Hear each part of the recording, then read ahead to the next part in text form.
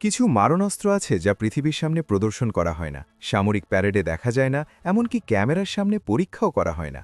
কিন্তু এই ধরনের অস্ত্রই সামরিক বিশেষজ্ঞদের মধ্যে সবথেকে বেশি কৌতূহল আর আতঙ্ক তৈরি করে।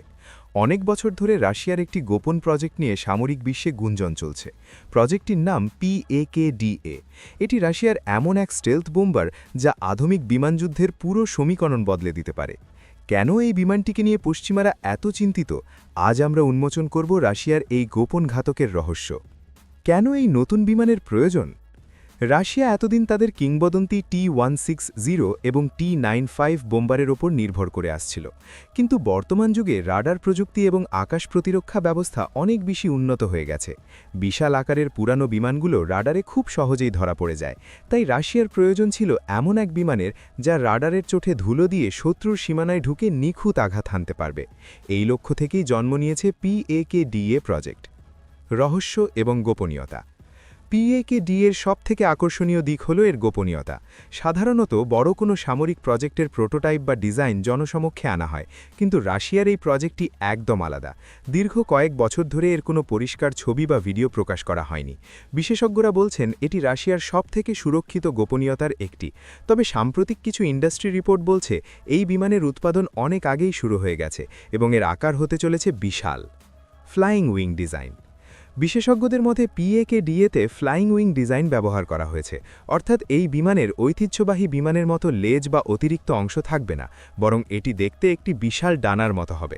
এই ডিজাইনটি রাডার সিগন্যালকে প্রতিফলিত হতে বাধা দেয়, যার ফলে এটি রাডারে ধরা পড়া প্রায় অসম্ভব। আমেরিকার বিখ্যাত B-2 বা B-21 বোম্বারেও একই প্রযুক্তি ব্যবহার করা হয়েছে, আর এখন রাশিয়া তাদের নিজস্ব ভার্সন তৈরি করছে। গতি নয়, বরং দূরপাল্লার শক্তি। অনেকেই মনে করেন যুদ্ধবিমান মানেই সুপারসনিক গতি, কিন্তু PAKDA-এর ক্ষেত্রে রাশিয়ার কৌশল আলাদা। এটি খুব দ্রুত ওড়ার জন্য নয়, বরং তিনটি বিষয়ের ওপর ভিত্তি করে তৈরি: স্টেলথ, দীর্ঘপাল্লা এবং অত্যাধুনিক অস্ত্র। এটি কয়েক হাজার কিলোমিটার দূর থেকেই হাইপারসনিক মিসাইল ছুটতে পারবে, অর্থাৎ শত্রুর আকাশ প্রতিরক্ষা সীমানায় না ঢুকেই এটি ধ্বংসযোগ্য চালাতে সক্ষম। বৈশ্বিক শক্তির ভারসাম্য বদলায়। যদি PAKDA সত্যি রাশিয়ার পরিকল্পনা অনুযায়ী সফল হয়, তবে বিশ্বের বিমান শক্তির ভারসাম্য বদলে যাবে। এটি কেবল একটি বিমান নয়, এটি রাশিয়ার শক্তির একটি মাত্রা। যদি এটি ইন্টারকন্টিনেন্টাল রেঞ্জে আঘাত হানতে পারে এবং সাথে চেনেশন মিসাইল বহন করে, তবে আমেরিকার প্রতিরক্ষা ব্যবস্থার জন্য এটি হবে সবথেকে বড় চ্যালেঞ্জ। কিছু উত্তরহীন প্রশ্ন। এখনও অনেক প্রশ্ন বাকি রয়ে গেছে। এই বিমানটি প্রথম কবে জনসমক্ষে আসবে? এর প্রথম পরীক্ষামূলক উড্ডয়ন কবে হবে? রাশিয়া কি আমেরিকার B-21-এর সাথে পাল্লা দিতে পারবে? সারা বিশ্বের সামরিক বিশেষজ্ঞরা এখন রাশিয়ার পরবর্তী পদক্ষেপের দিকে তাকিয়ে আছেন। বন্ধুরা, আপনাদের কি মনে হয়, রাশিয়ার এই নতুন স্টেলথ বোম্বার কি সত্যিই পশ্চিমা আধিপত্যকে চ্যালেঞ্জ জানাতে পারবে, নাকি এটি শুধুমাত্র একটি উচ্চাভিষী প্রজেক্ট হিসেবেই থেকে যাবে? আপনার মূল্যবান মতামত আমাদের কমেন্টে জানান। ভিডিওটি ভালো লাগলে লাইক দিন এবং আমাদের চ্যানেলের পরবর্তী প্রতিরক্ষা সংক্রান্ত ভিডিও দেখতে সাবস্ক্রাইব করে পাশে থাকুন।